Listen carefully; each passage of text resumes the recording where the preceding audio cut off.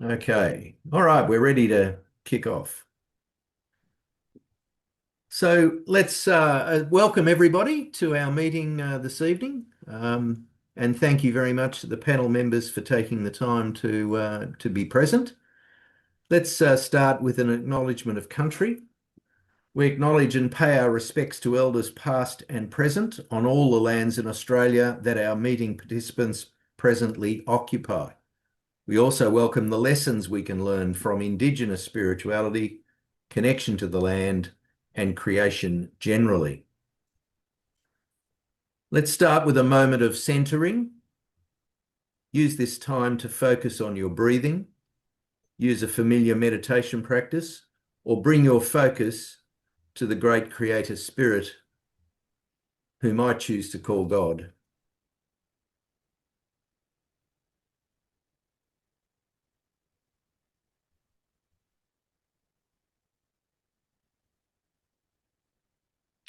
We thank God for the gift of breath and welcome the opportunity to explore the mystery of creation and our lives on earth. So just a quick run through of the plan for this evening. I'll be your facilitator. There is a panel of 4 whom I will introduce shortly. There'll be a discussion period of about 35 minutes and then 10 to 15 minutes of question and answer. While the panel is discussing the briefing paper, I invite you to comment or ask questions by using the chat room. Leanne Perry will monitor this feed and help me with the question and answer session later in the evening. We'll finish with a 3-minute silent reflection period and a wrap up of the meeting. Just a quick reminder of the Zoom protocols. I've muted everyone. Please remain muted to avoid background noise unless you are asking a question or invited to speak. As I said, use the chat to comment or to ask questions, but also you might post resources if you think there's a resource that other people might be interested in. And that chat will ultimately be shared with everybody after the meeting. I've explained already the view tool in the top right-hand corner, and that gives you some options about how to look at the meeting. Okay, with that, I'll now introduce the panel. Janet Gallos, first of all, after a long career in secondary and disability education, Janet now lives in retirement in Brisbane. She has postgraduate degrees in education and theology and is a regular meditator with the World Community for Christian Meditation. She participates in groups campaigning for ecological conversion and eco-justice locally, and has given presentations to regional, national, and international groups on eco-theology, feminist, and contemplative spirituality themes. Daryl Nelson is a retired secondary teacher. Daryl has degrees in business, education, arts, and a Master's of Arts in theology. He taught religion in Catholic schools continuously for 35 years. He's been involved in the leadership group of the Archer Mountain Earth Community and was a board member of Earthlink, one of the former Mercy Ministries. Daryl has a strong interest in social activism, peace and justice, and is a strong supporter of Greenpeace, the Greens political party, and participates from time to time in actions of Move Beyond Coal and Just Peace. Sally Neves is the integral ecology animator of the Institute of the Sisters of Mercy Australia and Papua New Guinea. After a career in secondary education and theological training, she now works across all Mercy ministries, including the Rahamim Ecology Centre in Bathurst, New South Wales. She facilitates spirituality, education, advocacy, and disaster recovery programs. Sally is also a permaculture teacher, a climbing arborist, and coordinates the Blaney Eco Hub. Robert Van Murick is a co-founder of St. Lucia Spirituality and the author of this discussion paper, along with several others you can find at our website. That's about as long as we need to talk about Robert. So let's move then to the paper and a discussion of the paper. And I'll ask Robert, as the author, to just introduce the topic. Thank you, John, for your words of praise. To begin with, I think it helps to have a broad overview of a scan of human history. Um, in 2015, some archaeologists in Kenya found some stone implements that had been created 3.3 million years ago, evidencing the creative ability of mankind. Archaeologists have also found that 70,000 years ago, mankind had elaborate funeral rites, suggesting an awareness of spirituality. So human living over time has been communal. 12,000 years ago, we saw the beginning of the agricultural revolution.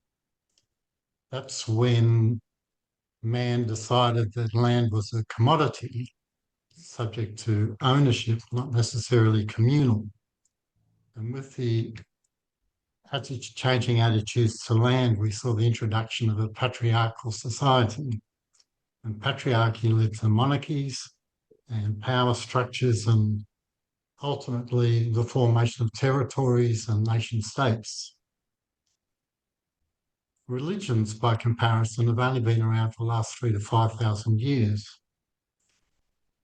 And religions found their genesis in a view of God, which was initially formulated by the Greeks. There was a God up there in the sky, mystical powers, and a hierarchy based on patriarchy that had God up there, man down here, and in charge, in control. It also led to a separation in worldviews of a dualistic outlook where everything was either one thing or the other. So Christian theology, quite naturally from that, has developed the introductory theme in this paper. It's man in charge, man in control, man sitting at the top of the pecking order. Um, and that has led to the abuse of the planet. It's led to the subjugation of indigenous peoples and all sorts of other ills.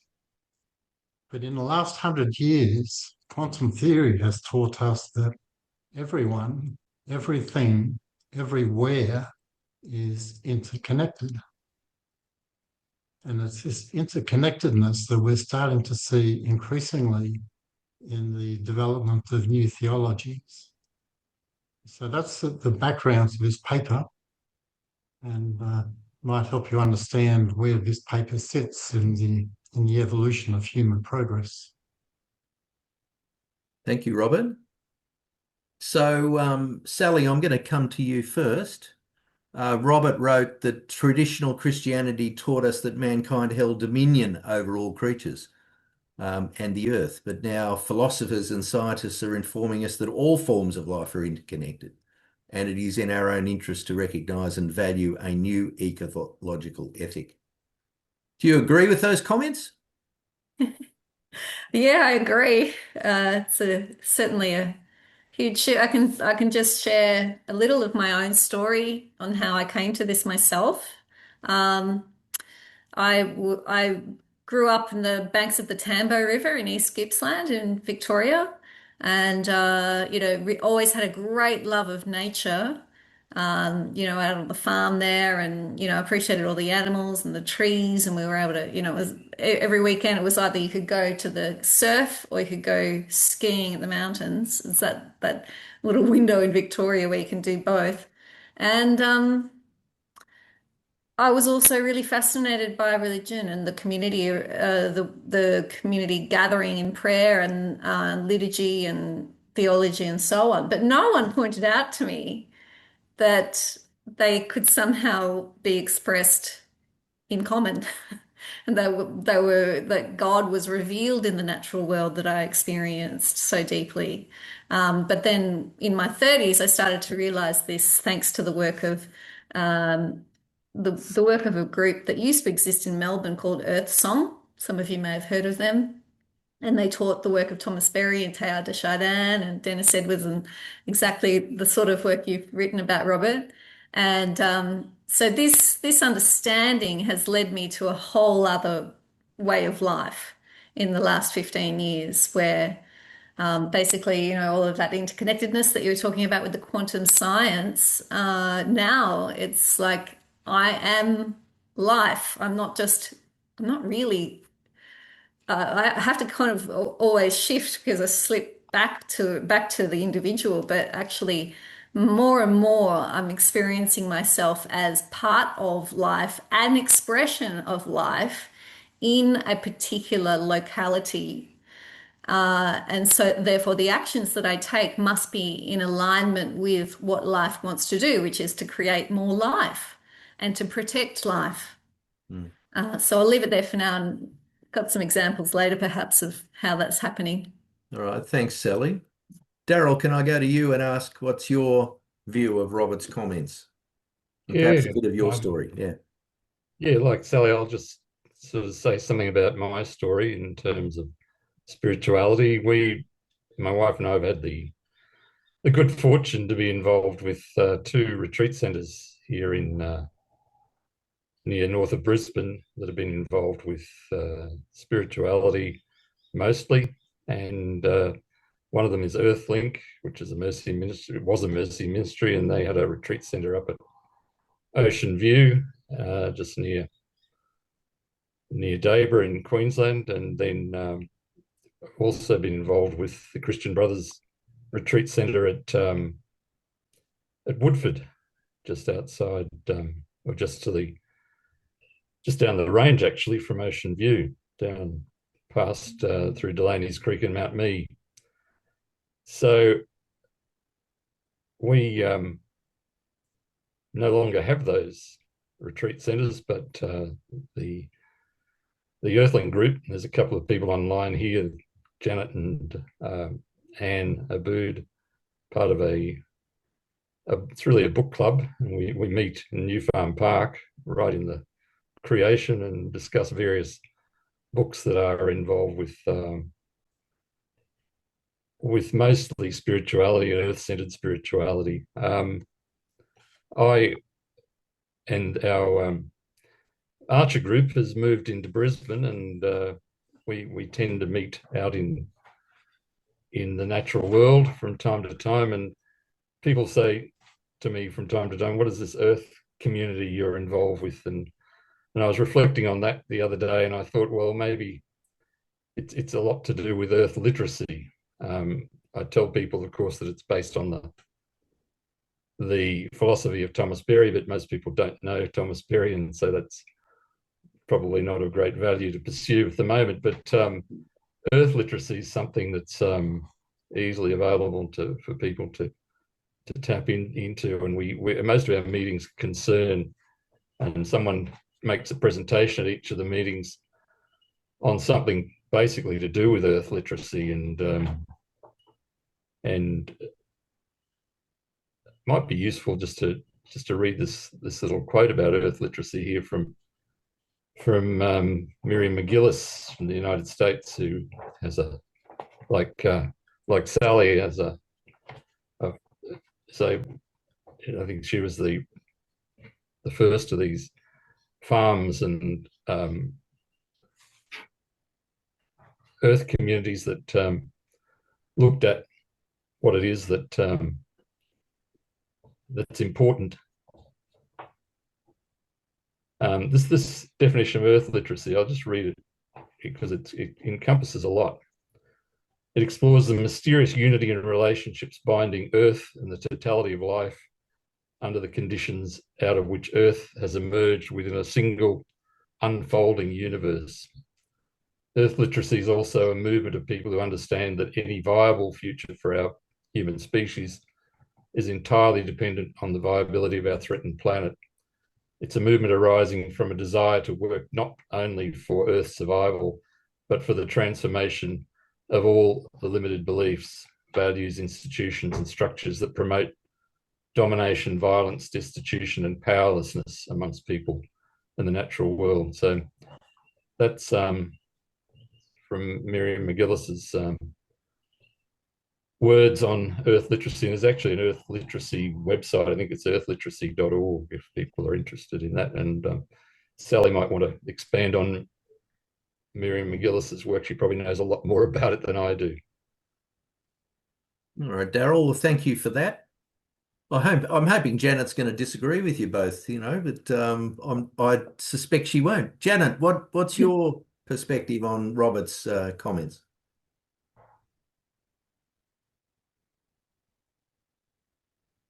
All this quite accidentally. And you sort of ask yourself, is it accidental? Daryl might agree with that. In that, when I was studying, I'm a bookish type. When I was finishing my degree, I accidentally did a wrong subject. And they said, no, you need to do another spirituality one. And I said, I'll just do whatever comes up next.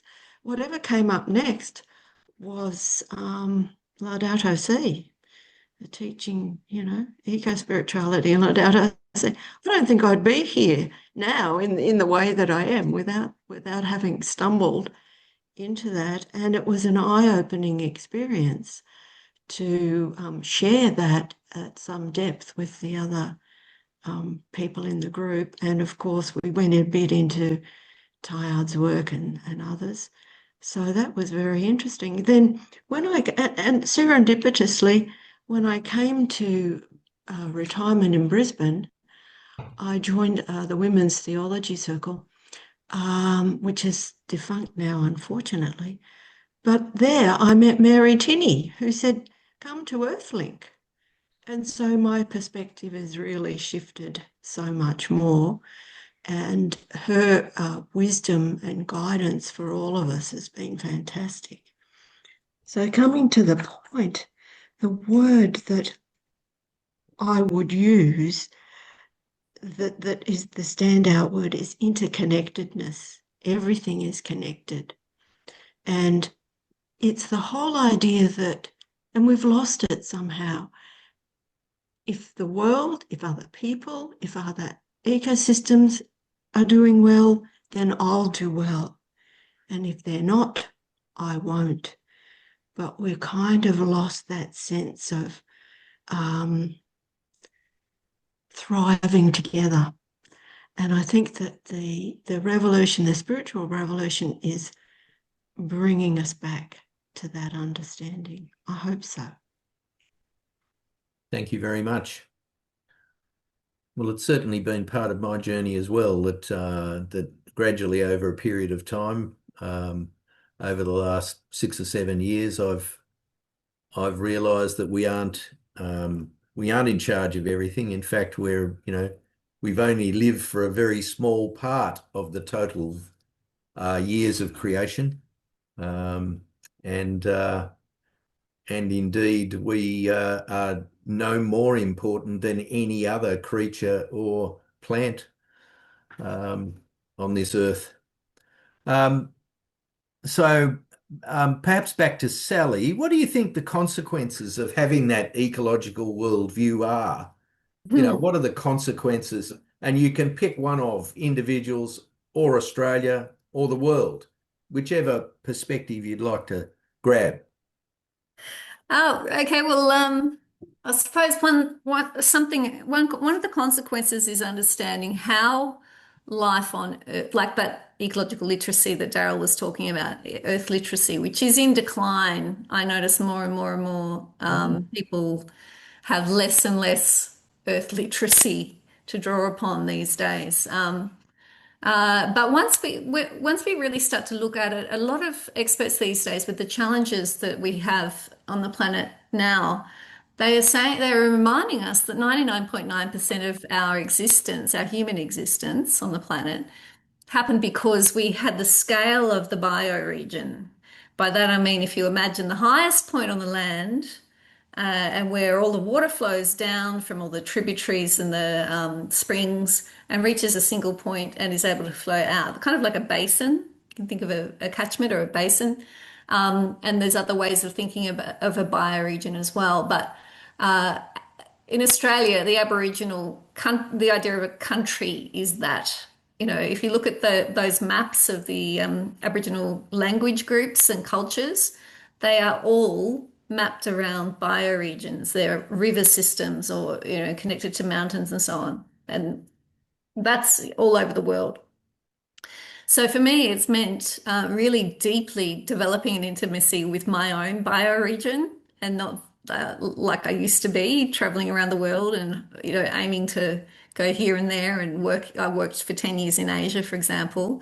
And I've and this impacts spirituality as well, as deeply understanding and connecting and relating with my bioregion. And that includes human communities as well as all other species. So I think, that's one of the consequences of the worldview. And that necessarily leads to action in order to increase life and to protect life. So whatever groups I'm in, we are the ones who are protecting the cleanliness of the water, making sure that the forests are thriving, making sure that our climate is safe. And that takes us out to a much bigger perspective as well. Speaking of Mary Tinney, I was with her this last weekend in Newcastle at the Rising Tide protests, which probably a lot of you have heard about, and might be controversial to say it, but in these times, one of the most important things I think we can do is to raise awareness in really dramatic ways, because our government is not noticing what is happening and has very low earth literacy itself. So I'm proud to say I was out on the water on Newcastle both on Saturday and Sunday, and Mary Tinney was with us as the group of Mercies there.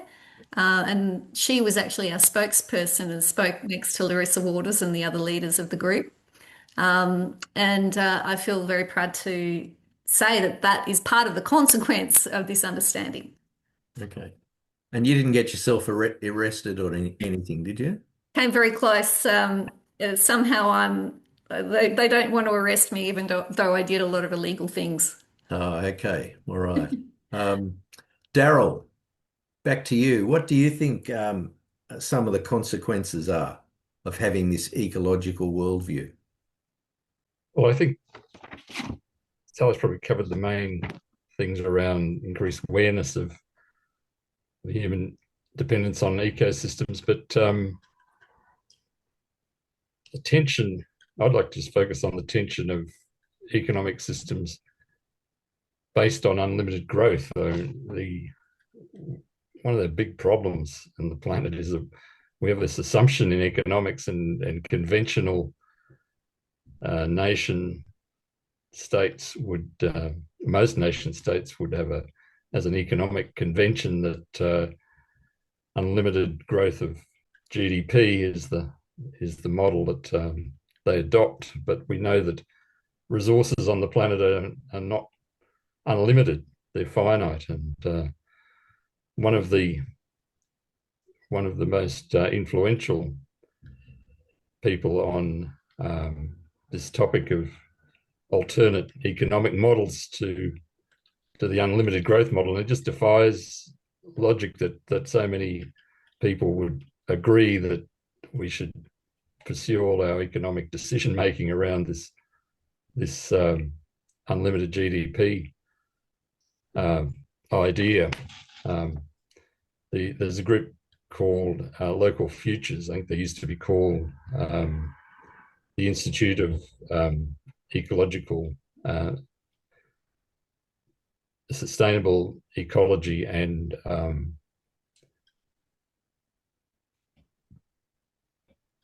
Culture. So it's Helen Norberg Hodge, and that group focuses on local production, and like Sally was talking about, focusing on our bioregion, the local production, particularly of food, should be what we're looking at, rather than one of the big things that that brings about imbalances on the planet is huge amounts of food miles, food that's being transported. And we see it in our own supermarkets here in Australia. Things that are grown in one place, transported way across the country to be packaged and then sent back again to where it was originally grown. So the food miles issue is a big issue for local futures. So things like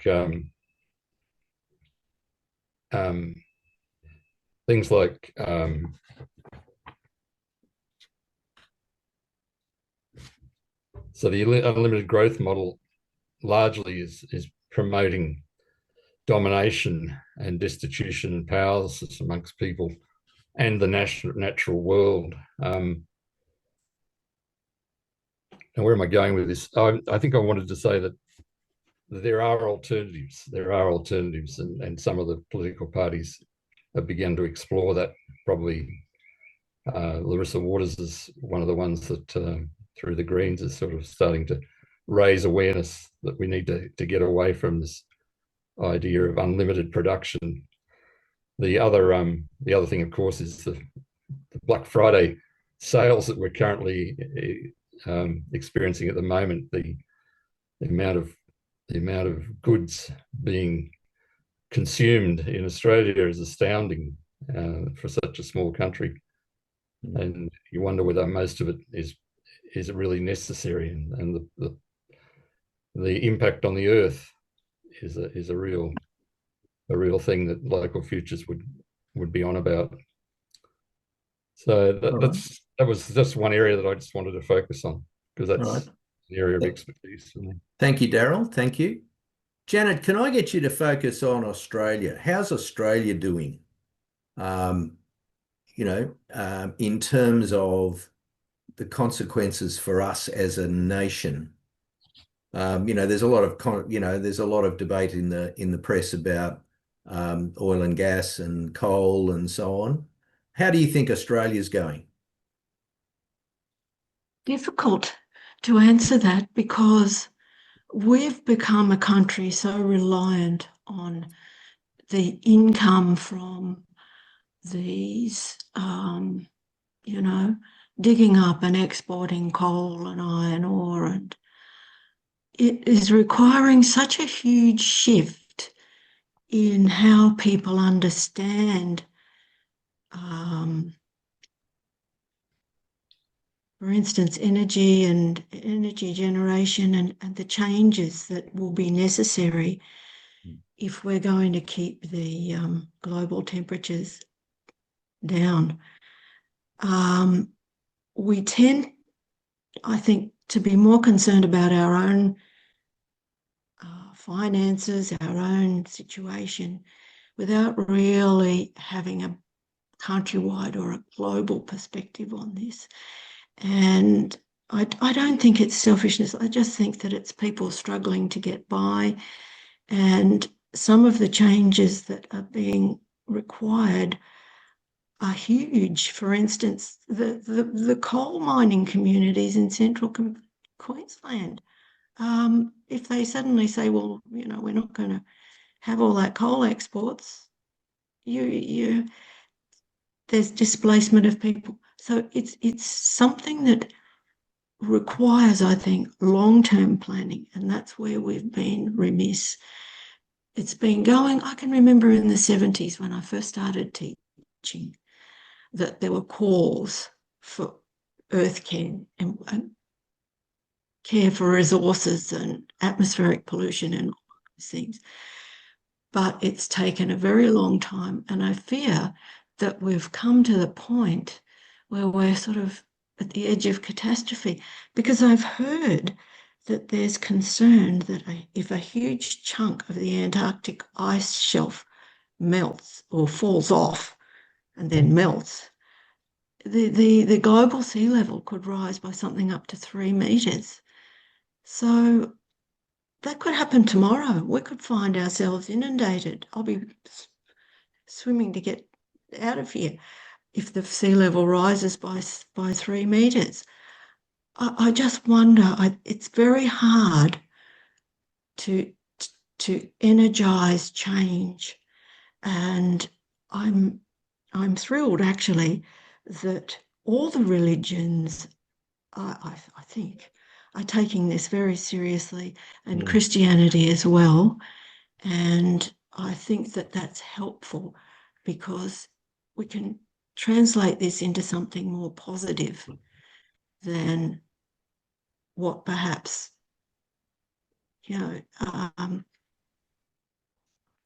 So thank you. the concerns tend to override change.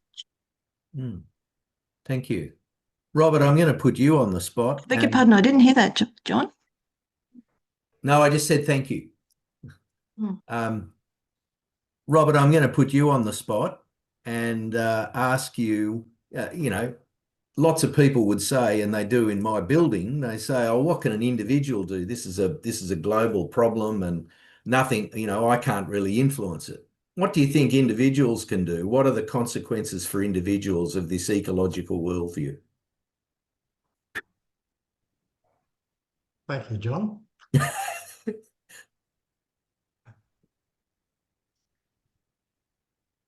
I think we have to begin by changing awareness, firstly within ourselves. If I could amplify a couple of Darryl's remarks, gross domestic product is what GDP measures. And what GDP is drives our economy, it drives our share market. But it only reacts to what it measures. So there's a lot of stuff that is not included in GDP, primarily the social cost of pollution and a lot of other activities that if they were properly measured, action would be taken to ameliorate those costs. And at a grassroots level, the consequence of that is the other point that Darryl touched on, is consumerism. If we looked at everything that we buy and ask ourselves, well, I'm buying that because this other one I have is getting old and a bit tatty. Do we necessarily need to change it? Do we need to update it? We can choose to keep what we have and reduce the amount of goods that we consume.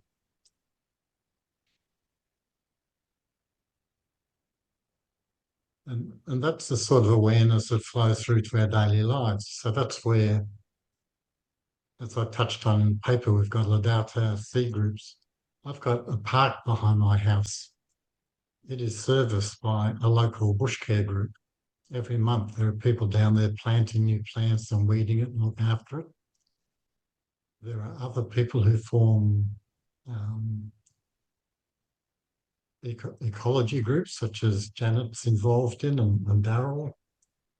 They're grassroots level activities that when we get involved in those, we share our thinking with other people and we can lead them to change their minds. And when we change their minds, we can change their behaviour.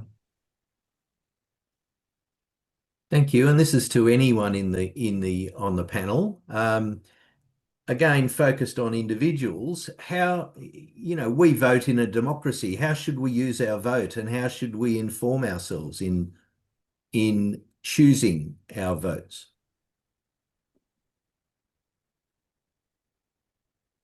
Can I just make a comment on that? Go ahead. Yeah. In a democracy, we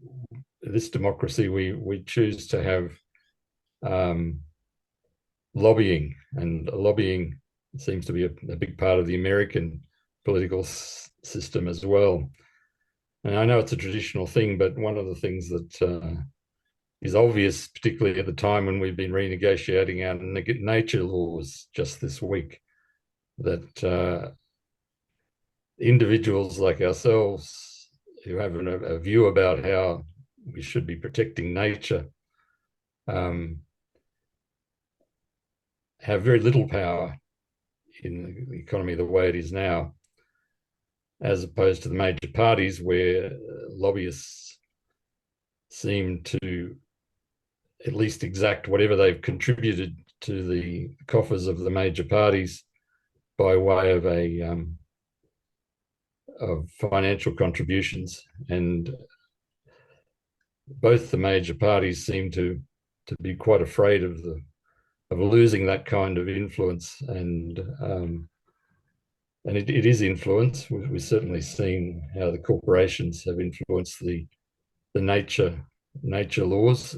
What we've ended up with in a compromise between Labor and the Greens is an improvement on the what we had way before that.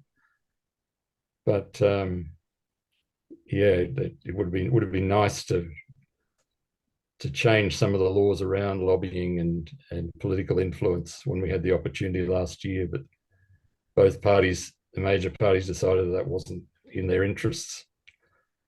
And if we look at the American situation, it's built on almost corruption in the huge volumes of money that go into the re-election of the major parties in the presidential election. So that's just something I thought I'd throw in there. Just Thanks, Daryl. Anybody else on that question of voting? The important part is about forming our conscience. It means finding out and listening to not just the side that we perhaps prefer, but listening to all sides, and becoming more well informed is important with this. I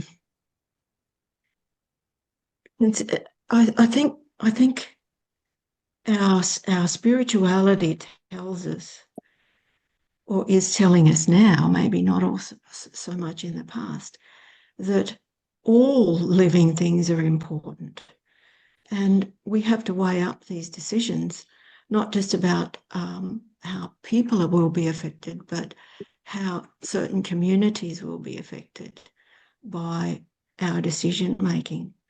I don't think we've had that sense before of having a whole world view. We've either looked out for ourselves, our community, our country, but I don't think we've had that kind of universal outlook, perspective, and information really is the key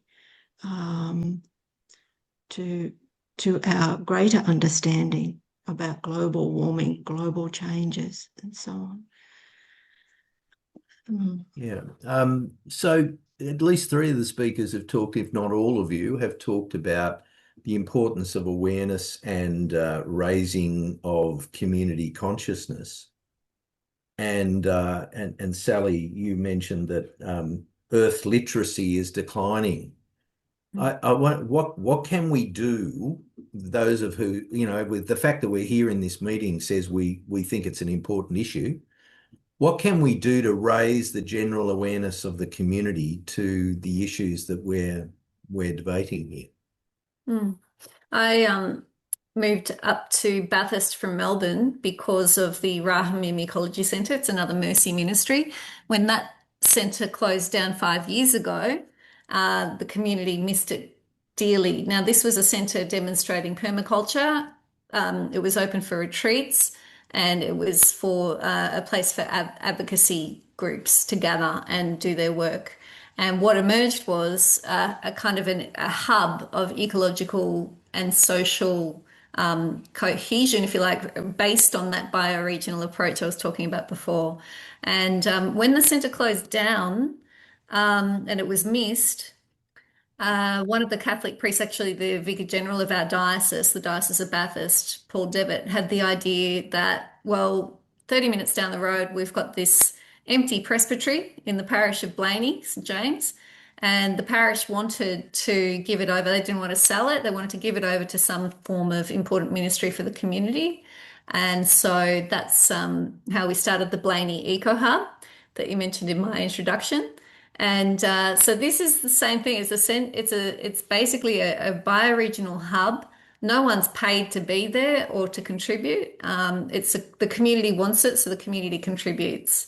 And it's demonstrating permaculture and it's spirituality and advocacy for all the local issues, which we have a lot of. So yeah, and getting onto the same approach for me would be if I was to consider who I was going to vote for. It's who is willing to maintain the integrity of creation around us so that all life can flourish, including the economy and so on, at that bioregional scale. Well, thank you. Mm. Thank you. Mm. So, thinking about our evolution towards greater cohesion, solidarity, Pope Leo's call for preferential option for the poor, what influence do you think this worldview is having on our spirituality? Robert, you might start if you would. And Kevin, I notice your hands up. I'll come to you shortly.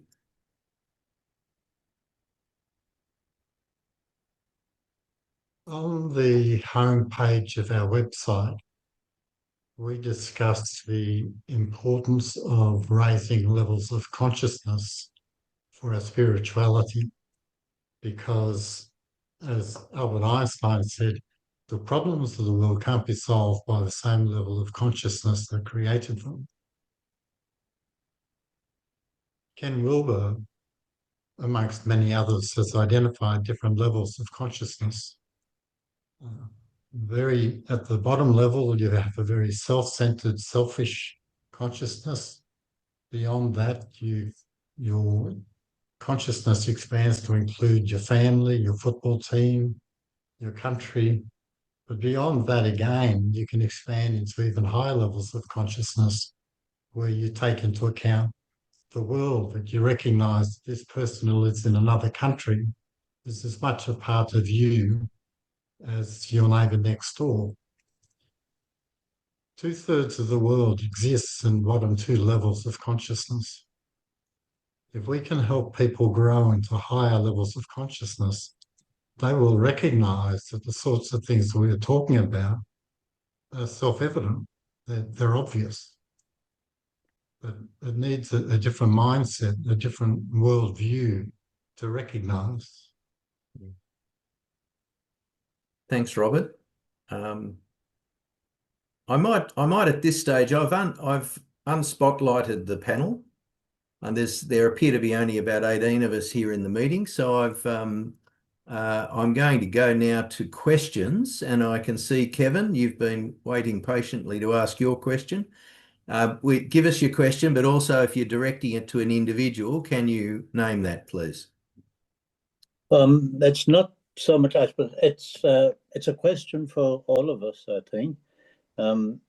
What Robert has just been talking about in terms of that perspective or awareness or consciousness of, the whole thing, universal consciousness, if you like, or what Janet mentioned in terms of a worldview. I think that this is where we need to go. And personally, each one of us, and we need to promote this a worldview that encompasses everybody, the ecology. It's a spirituality and it's a personal agency, critical thinking, vision. But my question would be, how do we continue to promote that?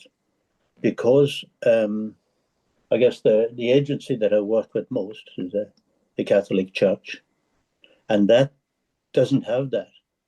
It's goes out as far as baptism, and the people of God are the ones who are baptized, and God help the rest, kind of thing.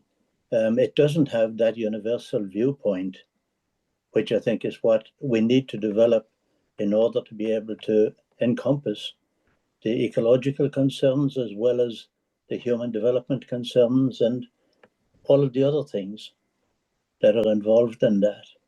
I think it's what Jesus would have wanted if he'd been, living in our environment. But he was living in a much smaller world. But it's what we need to be at. And we need to mobilize that thinking, I think. Now, how to do that? That's the question. All right, Kevin, thank you. I didn't hear a question as much as a comment there, so I'll go to Doug. Doug, your question?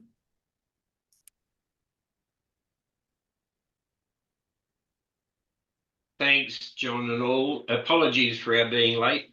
It's not so much a question, let's call it a late comment, because I have to rush outside and get something for you, because it now follows on very nicely from what Kevin was saying. My whole professional life has been on the edge between trying to formulate ideas and get them into practice. That's my professional life, whether it's school or in government or at university. And I can tell you, the essential ingredient is media. And don't step back in shock and say, not the bloody media, because our media in Australia, and it covers the wide range of from left to right and from hot to cold, can achieve across the population or through large sections of the population the sort of awareness that someone mentioned earlier. Raising awareness is the first step in the transmission of innovation, raising awareness. Now, we're Courier Mail fans, so I hope you can read this. But the Courier Mail over the last 12 months has been picking up particular issues and following them through. And every now and then it proudly boasts of the 6 issues that have brought about significant change. And let me just run you through them. The Let Them Be Kids. It began months ago, and it even does it today, featuring stories of people in their lives where kids were the focus. And so they claim our campaign successfully lobbied Canberra to raise the minimum age for social media access from 13 to 16. Courier Mail is saying the media was instrumental in swinging that legislation. I can't verify that, but I'm inclined to believe it.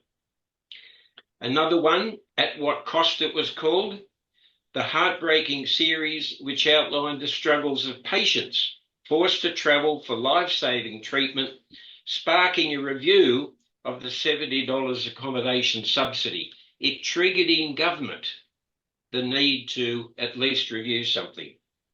Another one I like, a flagship regional series called Bush Summit, where they've gone around and in various regional areas in Queensland organised a summit of local community members and leaders. They claim that had significant impact on changing the Bruce Highway and the recent announcement of billions, and they have covered the Bruce Highway for months. There are 6 of them there, and there are others still under development. Now, whether you like the Courier Mail or not, and my neighbour hates it, he reckons I should be reading the Australian, if we can accept that the media have leverage and penetration into our world and are showing there some conscientious concern for significant issues, maybe we ought to be talking with them. Now, whether that's talking via letters to the editor, which doesn't mean much, I write those, or whether somehow connecting with the editor, I don't know how to do it, but some of us would. I think if we get the media to raise awareness, we're on the first foothold. And I think that's critical for all that we're talking about. We can sit here in this group and share our wisdom and our knowledge, our awareness, our search, and our sense of satisfaction, but how far does that get? And I understand Daryl's been doing it with Mary and others. Kath and I do it in our way, in our own place, but try and penetrate further afield. And I'll just finish off this very quick observation with what can we do about getting the media on side to focus on this issue? They already are touching on the whole issue of climate change. That's already out there. Maybe you need to sharpen their attention a little more. Thanks, John. Thanks, Doug. Hang on, Kath's got something to add. Can I say something? Go ahead, Kath. Look, this is very simple because I'm a simple-minded person.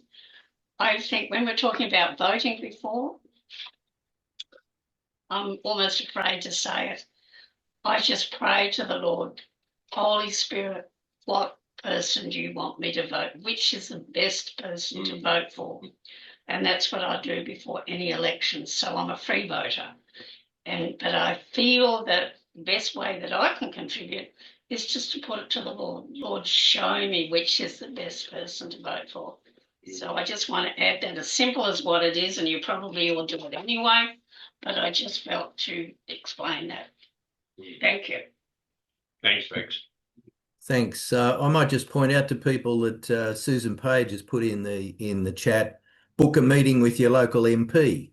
And certainly one of the things that I'm doing differently of late is that I have been writing to my local MPs, state and federal, on various issues from time to time. One of them was the takeover of Santos, where I wrote saying that it was crazy for Australia to be allowing an overseas person to take control of a company that controls so much of our energy usage. A small thing, but if we're going to be a democracy, we need to make sure our politicians know what we're thinking. Are there any other questions? John, just a quick comment, if I may. Yeah. The recent election up was at Hinchinbrook of the new LNP man. The one issue that he focused on was break the bail, do the jail. And they came in, that was the big highlighted one, which is arguably an effect on that community. Yes. Maybe we need to focus on communities that are being subjected to the detrimental effects of ecological abuse and getting them to rise up and champion that cause. Maybe we need to do some sort of inventory across Australia. And who's suffering from this? Maybe they too could get up and win a seat. Thanks, John. Yeah. Thank you. And Bill, what would you like to ask or say? Well, both. Okay, go ahead. Not sure how well I'll put the words together, but picking up, Doug, I can't believe you read the Murdoch press. Sorry about that, but if it's anything like it is down here in Victoria, it's certainly not pushing climate action. But there's a sense I have that I've heard a lot about the symptoms of an old spirituality. And we're living, seems to me, we're living through a transition time. I'd like to think it's a transformation time, but it might be just transition. From a spirituality that was based on heaven up there, earth down here, and we can do what we like with the earth as long as we get to heaven and save our souls. And I think that's still imbued, as you would agree, Kevin, that the Catholic Church is still following that line of thinking. I mean, you're just about to give up on the Catholic Church and out comes Laudato Si, Sally. And it changes your whole thinking. But how long is it going to take for Laudato Si to filter down through the pews and into the pulpits, let alone the pews?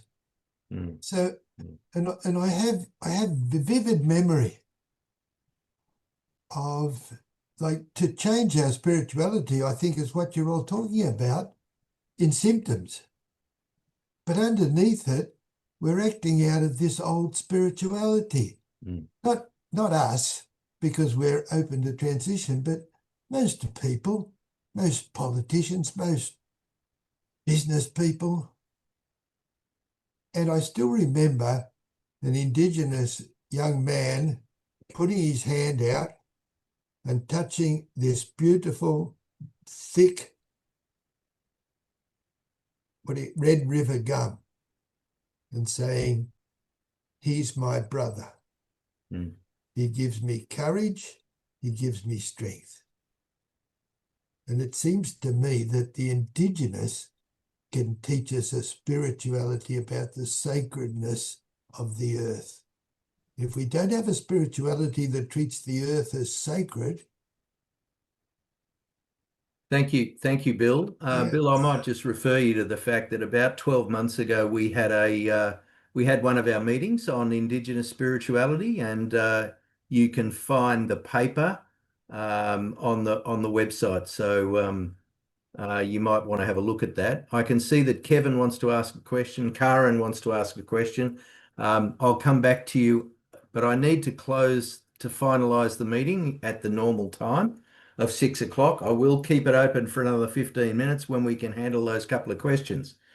But at this point in the meeting, it's a quiet time for you to reflect and to pray or journal.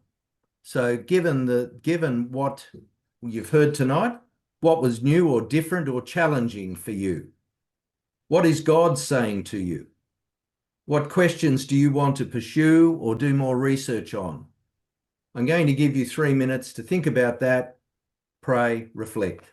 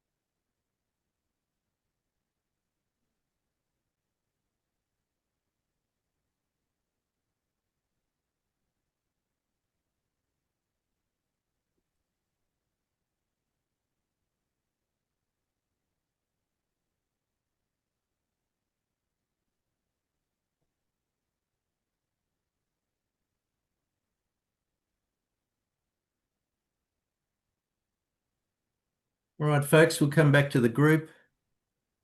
Hopefully our discussion tonight's given you some interesting perspectives on ecology and its role in a spiritual journey. We will be aiming at posting the video of this conference on our website, which will give you another opportunity to reflect upon its contents. A special thank you to Robert for writing the paper and to Janet, Daryl, Sally and Robert for their panel input. Thanks to those who are spreading the word about St. Lucia spirituality. It's comforting to know from feedback that our work has relevance for so many people. At our next meeting on the 3rd of February, so we'll have January off, but the 3rd of February, we will delve into the subject of salvation and its meaning within Christianity. What does it mean to be saved? What are people saved from? Is salvation mainly about going to heaven, or does it begin here and now? We will explore these and other questions in that meeting. We hope you can join us for it because the subject is one of pretty central to Christian faith. If you're with us for the first time tonight, I'd encourage you to subscribe to our monthly newsletter, which you can do at the bottom of the homepage of our website. Have a wonderful week and follow that with a calm and peaceful Christmas. This concludes the formal meeting. As usual, I'll keep the lines open for a further 15 minutes for those who want to continue to chat. Thanks very much, everyone. If you need to leave, you can now. So, Kevin, over to you. What's your question? I just wanted to reply, I guess, to comment on what Bill suggested there about the Catholic Church. Yes. I don't give up on the Catholic Church at all. In fact, I spent a lot of time working with it. But I don't think that we should expect the church to do our work for us, or to live our lives for us. The Catholic Church is an institution, it's an organization, and it's extremely helpful in so many different ways in terms of developing our spirituality.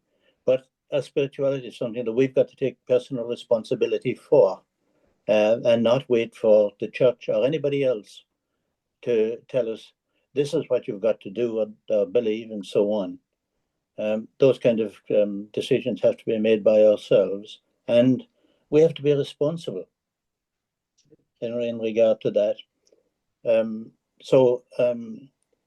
Some production like Laudato Si obviously is a huge help to us, and we're very grateful to Francis for producing it. But adopting Humanae Vitae, adopting Laudato Si is something that we've got to do ourselves. That's our spirituality, that's our personal lives. And at the end of the day, we cannot give over our consciences to anybody, church or anybody else. So that's my, and apologies for not joining earlier on. I was tied up with something else. That's all right, Kevin. Thank you for the comment. Karen, you had a question. Just make sure you unmute yourself, please.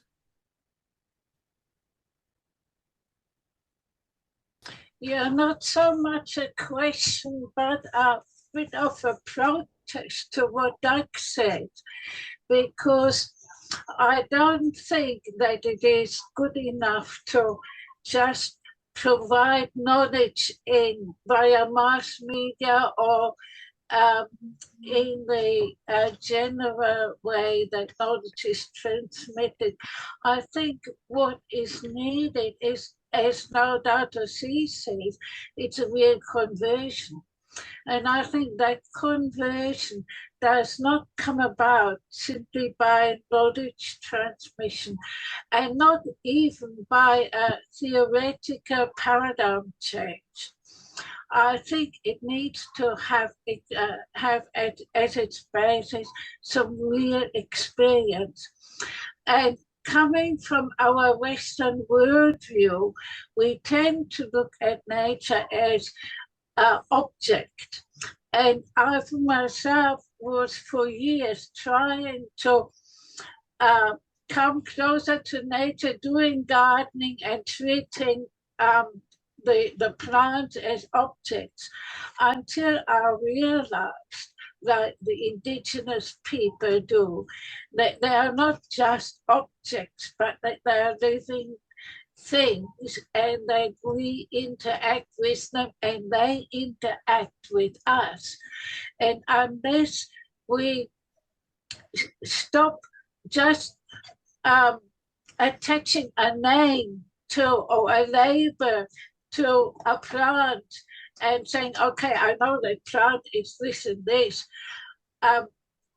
unless we change our attitudes to things, we're not going to change our behavior. It needs experience, and we need, I think what Janet, or one of the speakers said, the knowledge of nature and the experience of nature needs to be a key element in changing attitudes and making a real change. Otherwise, it's just theology, doing the right thing and following what the leaders say. Yeah. Thank you, Karen. I'm certainly aware that there are groups, Laudato Si groups, that have set up and are doing things. I know St. Vincent de Paul has at a state level has a group that's working. Whether there's more than one, I couldn't tell you. Are any of the panelists aware, those who are still with us, of Laudato Si groups within the church? Janet or Robert? No? Yeah. Judy? Just unmute yourself, Judy, if you know of one.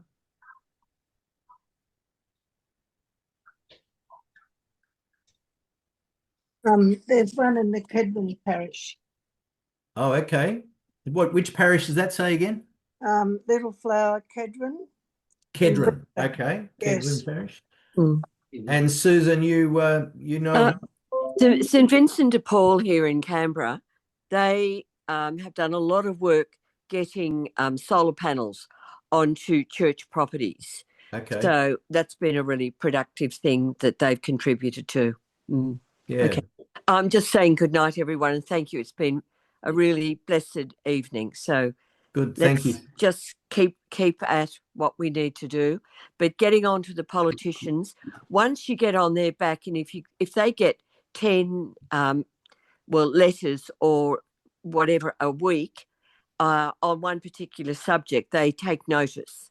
Yeah. So that's just something to be aware of. Yeah. So let your friends and family know that. Okay. Good night and Christmas blessings to all, and particularly to Kevin, who I can't see. Oh, Kevin's there. Hi, Kevin. Goodbye, Kevin. Bye, Susan. Okay. Good to see you and Rod there.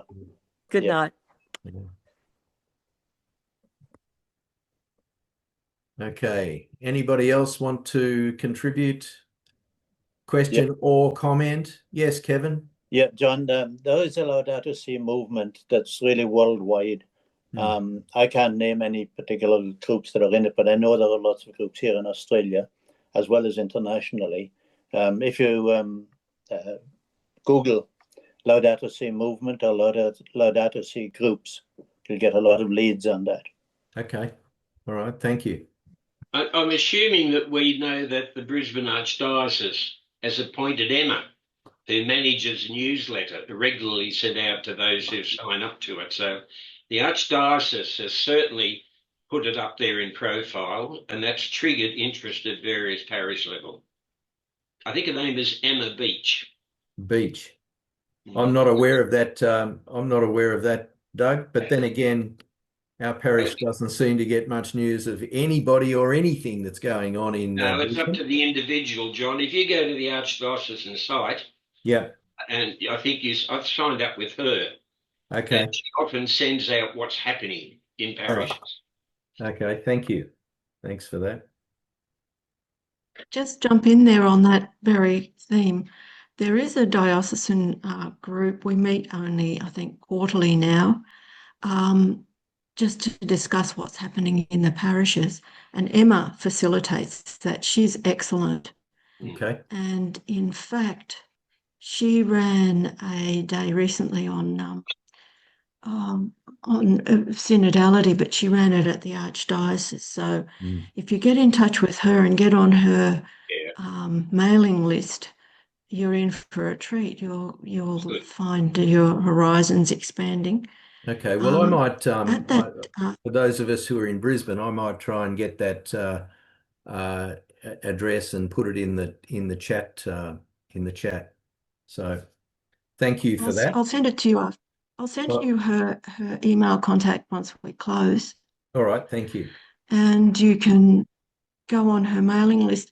At that day, at the reflection day that she recently did at the cathedral, she gave us a handout on the new encyclical.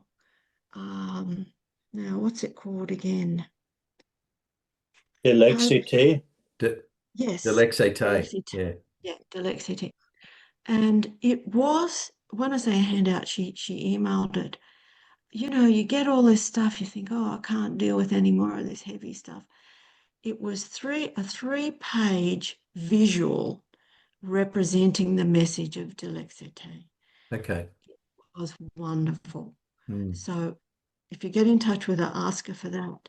Because I feel Delexite is really important because it's kind of like a follow-on from Laudato Si.